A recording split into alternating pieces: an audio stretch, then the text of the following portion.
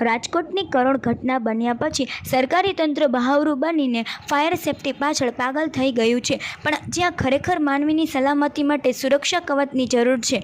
આ વાત રાજ્યના ઔદ્યોગિક ક્ષેત્રની છે। કેમિકલ હબ માનતા ભરૂચના અંકલેશ્વર અને દહેજની અનેક ફેક્ટરીઓ એવી છે જેના માલિકો સેફટીના કાયદાનું કચુંબર કરીને રોજ ખાઈ જાય છે। જો કે એક જાગૃત નાગરિકની ફરિયાદને ધ્યાનમાં લઈને આજે જીપીસીબીએ એક માલિકની 2 કેમિકલ કંપનીઓને જીપીસીબીના નીતિ નિયમ નહીં જાળવવા બદલ નોટિસ ફટકારી છે। દહેજ ઔદ્યોગિક વિસ્તારમાં આવેલ ક્લોરાઇડ્સ ઇન્ડિયા કંપની અને મહિપાલ કેમિકલ કંપનીના સંચાલકો કંપનીમાં કેમિકલયુક્ત પદાર્થો તેમજ જ્વલનશીલ કેમિકલ ખુલ્લેઆમ કંપનીના પ્લોટમાં બહાર મૂકવામાં આવ્યું છે।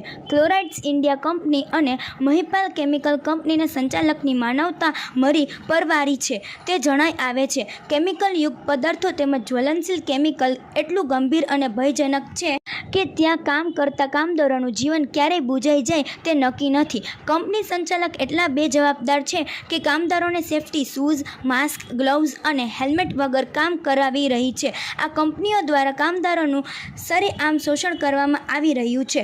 અહીં જોતા સ્પષ્ટપણે માલુમ પડે છે કે કંપની સંચાલકો કંપનીમાં કામ કરતા કામદારોના જીવ જોખમમાં મૂકી કામ કરાવે છે।